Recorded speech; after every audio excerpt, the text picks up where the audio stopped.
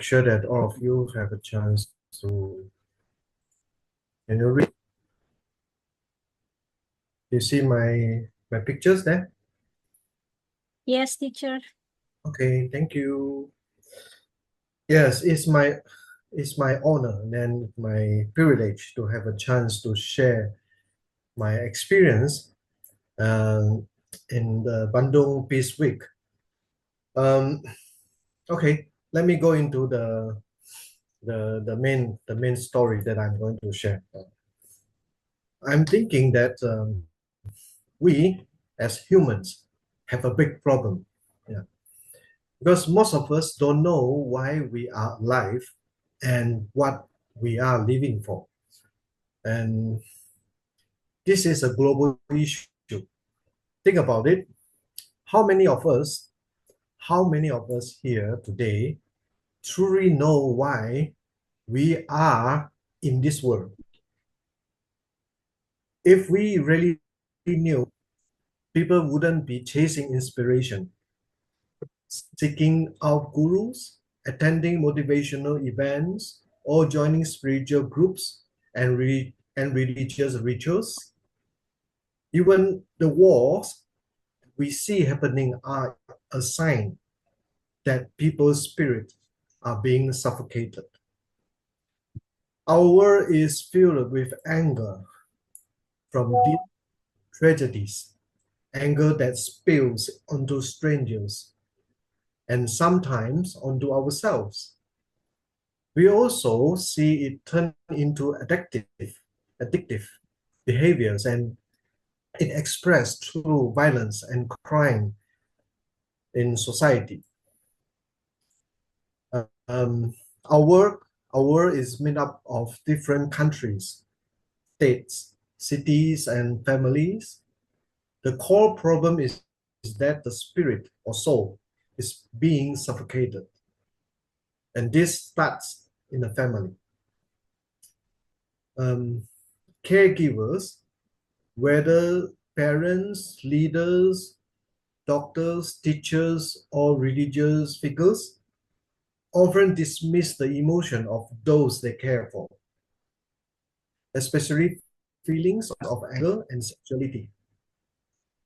When someone's feelings, body, desires, and thoughts are controlled, they lose, they lose their sense of self. And without a sense of self, their spirit dies. So, as a global citizen, can we feel valued, safe, accomplished, and fulfilled?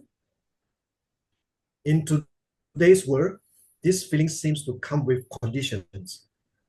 They are not seen as natural human rights. Living in such a world leaves us feeling dissatisfied. I have carried these dissatisfactions with me to many places.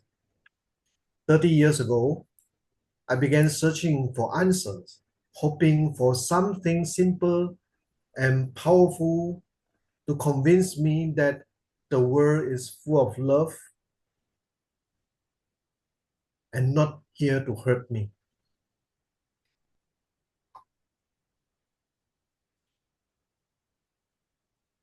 Now, you might be wondering if I found my answer. And before I reveal that, let me share a little bit of my story.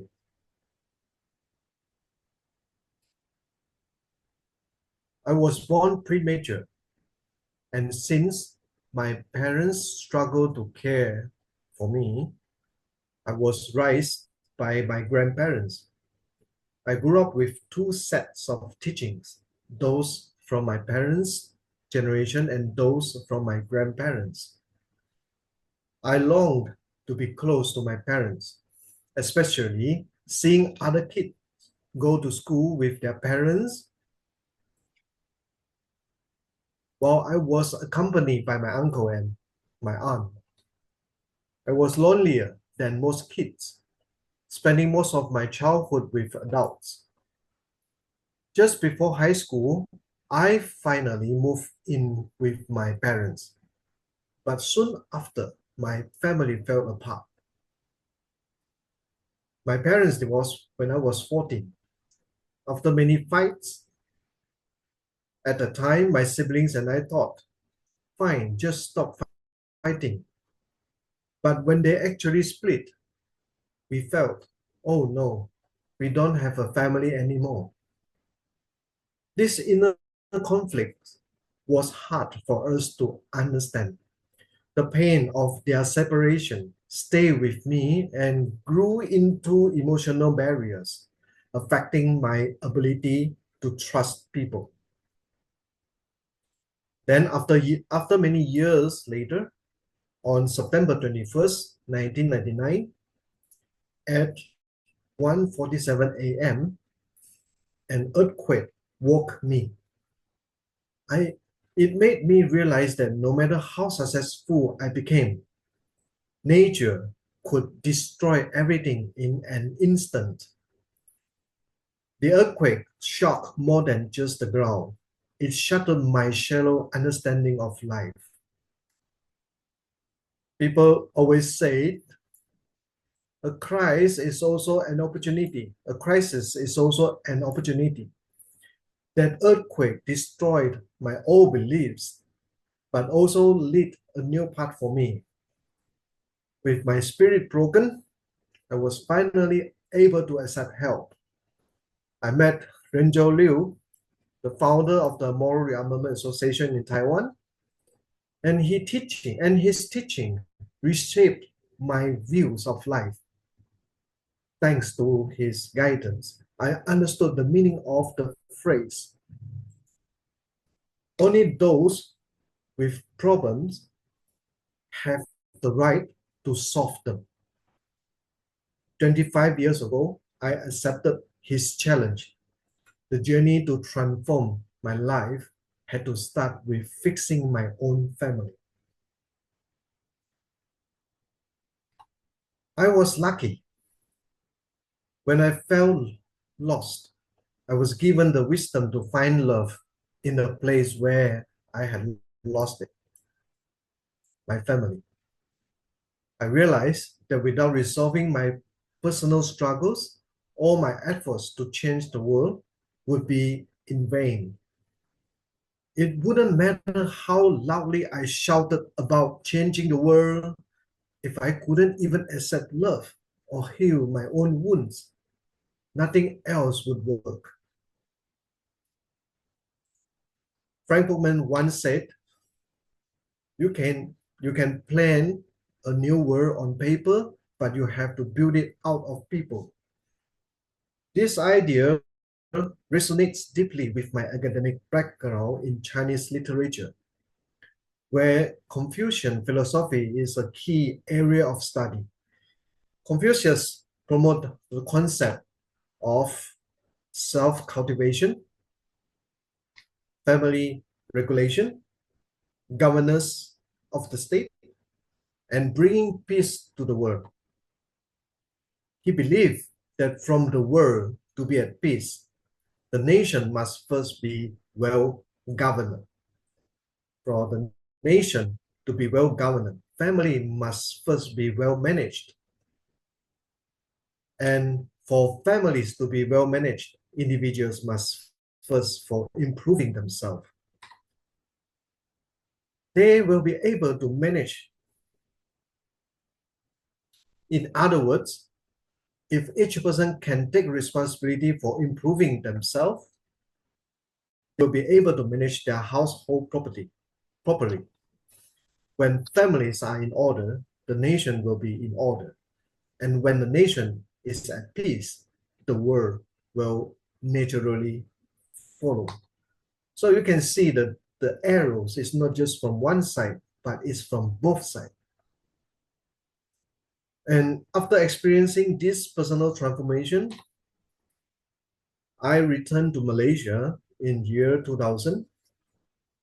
I found out that moral rearmament also had a presence here in the country. And I was inspired to spread its principles, especially amongst the Chinese-speaking community. In 2005, after I finished Action for Life training, I got married, and my wife and I converted two-thirds of our home into a moral rearmament center named Akasha, after the Sanskrit word for space, to honor the lesson I had learned in India. In our work, we found that many people were confused and unhappy, seeking meaning or struggling with identity issues and addictions, while moral rearmament opened up a new worldwide worldview for them. I also noticed that many participants avoided dealing with their personal struggles without facing their own challenges and learning humility. There is a risk that moral rearmament could become a place for people to hide rather than grow. Life's challenges are unavoidable, but Akasha insists on starting with family issues. Why? Because everyone comes from a family, and whether that family is complete or broken, everyone has a home. Over the past 20 years, our work has helped many participants shift their focus from personal growth to family awareness and eventually to social and national awareness. So in 2023, we host the first international live conference for learning communities in Kuala Lumpur to help our members connect with the larger world and enhance their sense of national identity. Akasha Works is a small effort that those who truly understand and adopt this principle don't become part of society's problem. Instead, they can manage their own conflict and share their insights with others, and that will create a ripple effect.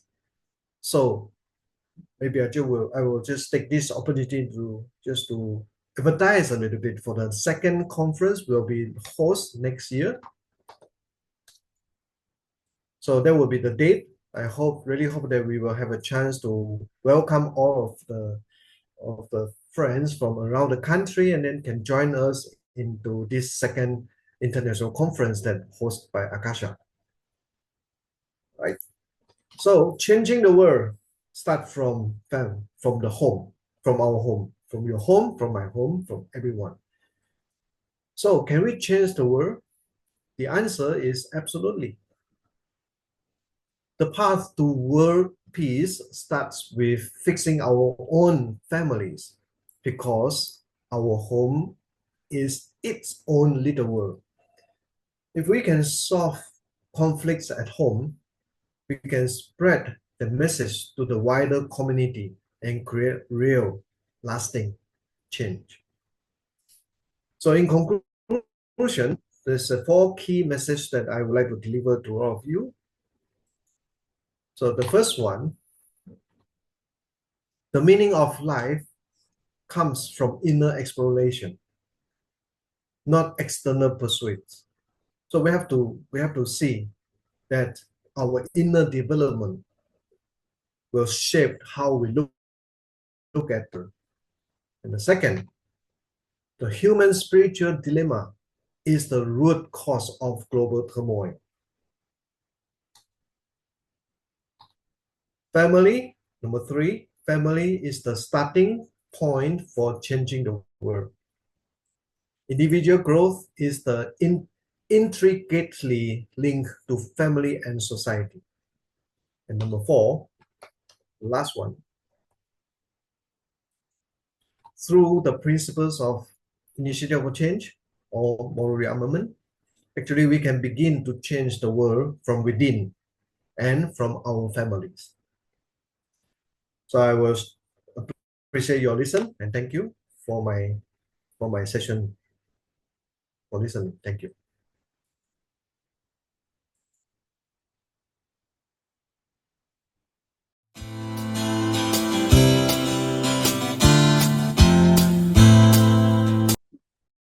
Oke, selamat malam, good afternoon, good day, good whatever the good is the good thing is happen today ya, tonight.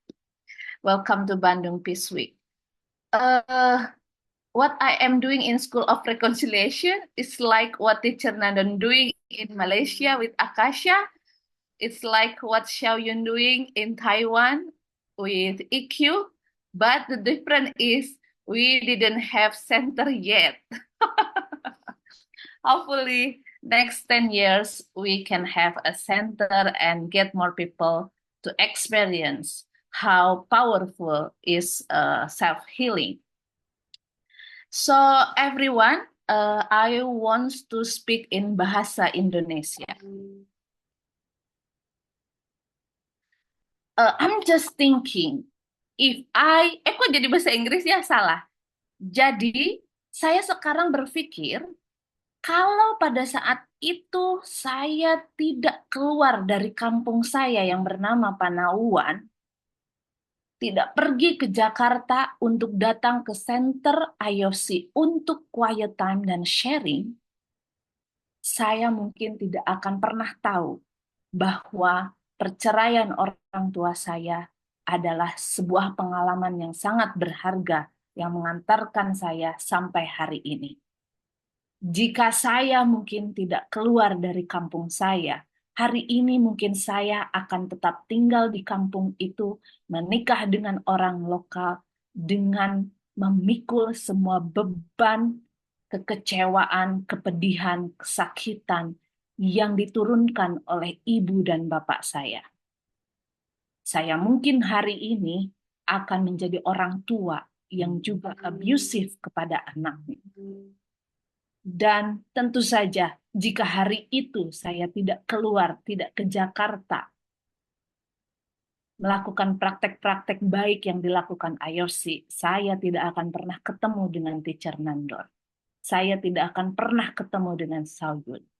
Saya tidak akan pernah berangkat ke Malaysia menyaksikan apa yang terjadi dan apa yang dilakukan oleh Akasha.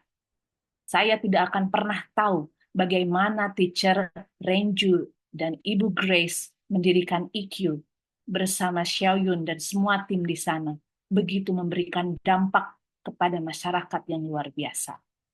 Jika hari itu saya tidak berangkat melawan ketakutan saya, melawan batas-batas yang saya tidak punya saat itu. Karena saat itu saya hanya sebagai honorer yang gajinya 200.000 sebulan, ongkos ke Jakarta bolak-balik udah lebih dari segitu. Tapi hari itu saya memutuskan untuk melawan semua keterbatasan saya. Kenapa? Karena saya ingin hidup saya lebih baik. Karena saya tahu kehidupan ini penting. Karena saya mau memperjuangkan hak-hak saya sebagai manusia untuk bisa menikmati dan merasakan kasih sayang Tuhan. Jika saya tidak berangkat ke Jakarta hari itu, maka sekolah rekonsiliasi tidak akan pernah ada. Jika hari itu saya tidak berangkat ke Malaysia habis melahirkan, saya ingin menyaksikan langsung apa yang dilakukan oleh teacher Nando. Jika hari itu saya tidak memaksakan diri untuk berangkat ke Taiwan untuk memastikan sanad ilmu ini tuh dari mana.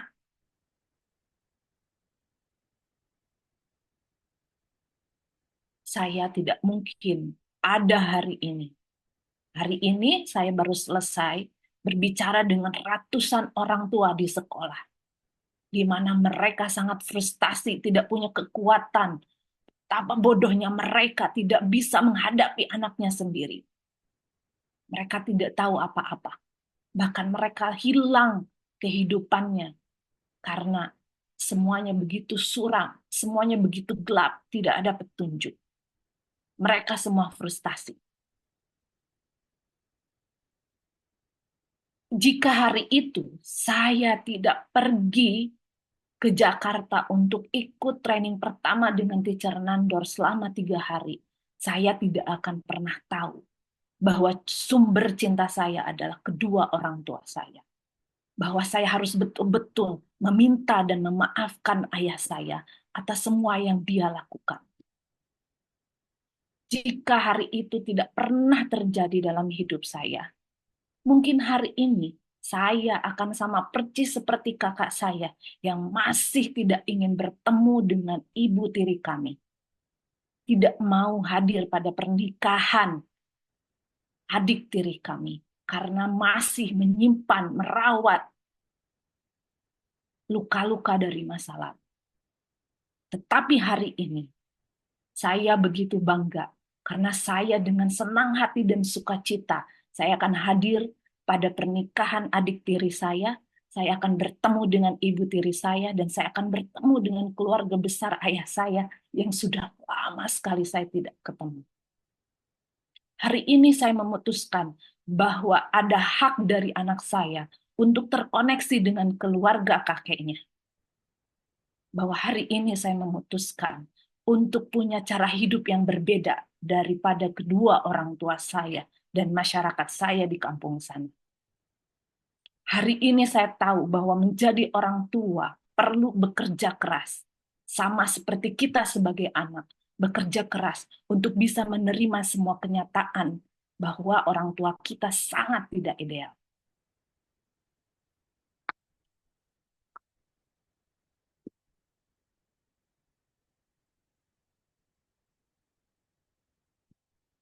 Maka hari ini dalam perjalanannya, di ulang tahun saya yang ke-39, saya semakin menyadari bahwa apa-apa yang terjadi di masa lalu saya, perceraian orang tua saya, kehilangan banyak momen penting dalam hidup saya, bagaimana saya merasa rendah diri, dan lain sebagainya, itu adalah salah satu jalan bagaimana saya menemukan diri saya.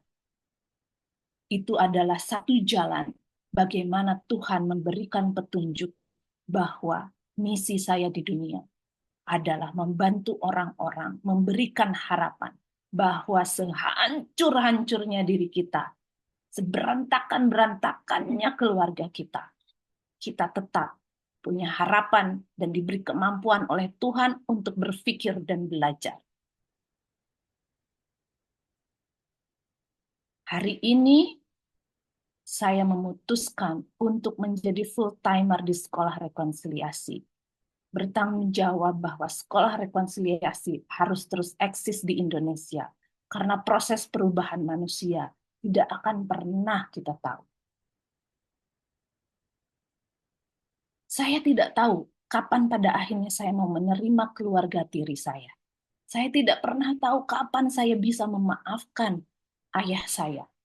Saya tidak akan pernah tahu bahwa ternyata baru bulan ini saya betul-betul mau menerima dan memaafkan ibu saya sepenuh hati dengan setulus-tulusnya.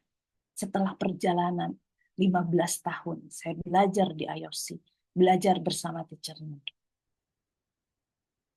Jadi teman-teman, harapan itu akan selalu ada ketika kita ingin bekerja keras, ketika kita betul-betul membuka hal-hal yang terkunci dalam diri kita. Memulihkan diri adalah tanggung jawab kita. Memulihkan diri adalah tanggung jawab saya sekarang sebagai orang dewasa. Saya sudah sangat capek untuk mencari orang-orang yang saya bisa persalahkan. Karena itu memang sebuah sikap yang sangat kekanak-kanakan. Hari ini saya mau dengan sepenuh hati dan kesadaran bahwa saya akan mengambil setiap tanggung jawab yang harus saya lakukan. Kedua orang tua saya sudah melakukan yang terbaik pada masanya, pada saat itu, pada kondisi itu, untuk membesarkan dan merawat saya.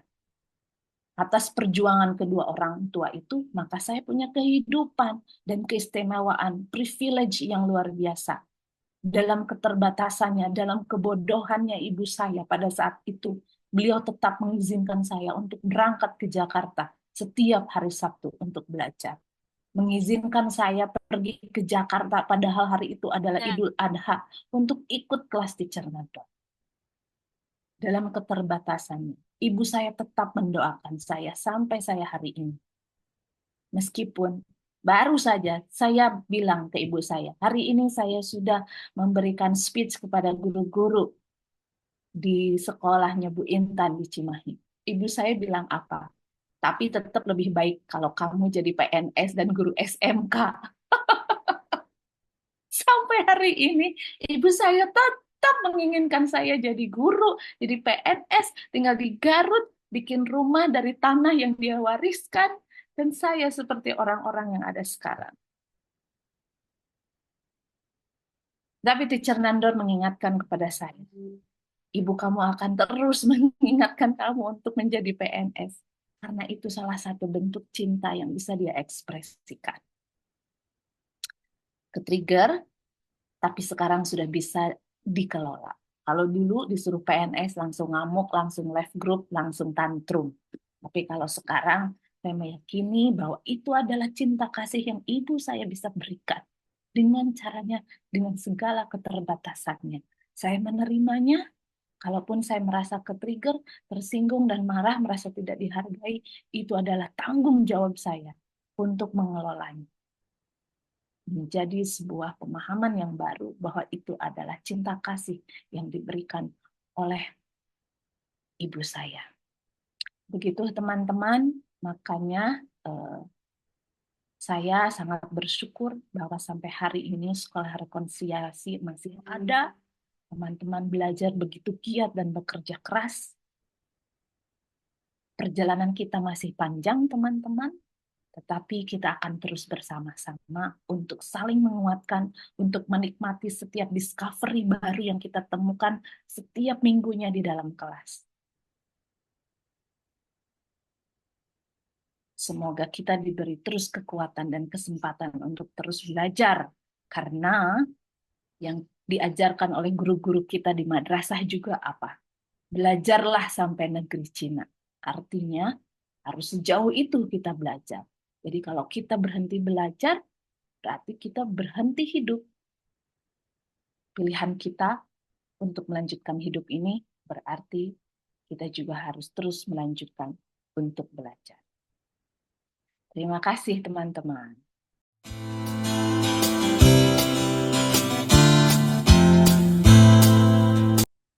Thank you. Can you all hear my voice? Yes. Yes.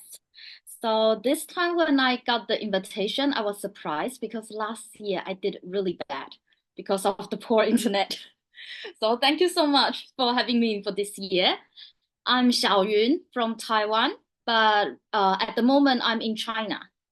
So the south part of China, Xiamen. Yeah. And what I'm doing nowadays, the easy way to explain is what Nando was doing. So we also have a center like Akasha in Taiwan, and I'm also in charge of that office. And Nando was giving so many classes to different group, different people. So I'm doing the same. Yeah, so basically we are having similar lifestyle, but he's working more harder than me. Yeah, so that's the only difference. Yeah. So basically I would like to share about the book I'm reading and leading people to read. So it's the book called Self-Parenting. And in this book, it says we all have an inner child. This is we all know. But we also have an inner parents. So it's important to train our inner parents to have the ability to look after our inner child. So this is more about what I'm doing, and I'm helping people to put all the theory into daily practice. So that's why we take the classes, and I spend a lot of time listening to them, what happened in their daily life, and what we can do to perform as a better inner parents. So when I thought about today's theme, and we talk about we need to heal. So that means we have wounds. We got hurt from the past. And from the book, what I learned, it's not because of what happened, so we got hurt. But it's more about when something happened and no one listening to us, then we got hurt feeling. So if there's a child, happens something at school, come back home, the home have a space, have person to listen carefully. And this child can keep talking and talking and talking. Then what happened with the emotion through talking? It will just pass. It won't stay on in our life. And it won't become a wound in our life. But most of us growing up, we happen a lot of things in daily life, but when we go back home, no one listens. The parents are busy with different things. So when we say something, they ignore. Or they have more worry, more anxious. So I just say, what happened at school? Then they say, it's your fault. Your teacher is right. So we've been stopped talking, continue talking. So all this feeling stays on, and that becomes the hurt we have in our life. So in the parenting I'm teaching, we do self-parenting. So that means I become the parents for myself, and my inner child can talk to me, and the inner parents spend times to listen. So the way we listen, it's use writing.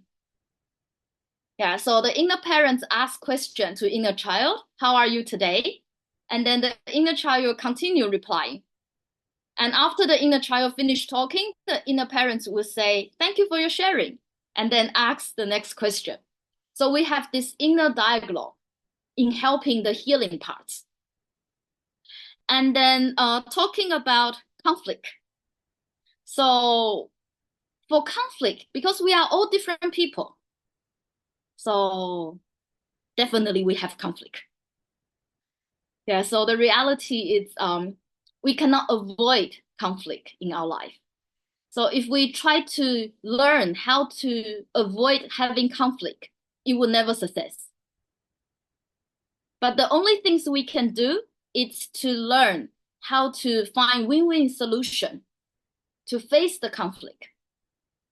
So if I know how to face the conflict, then I'm not afraid of conflict.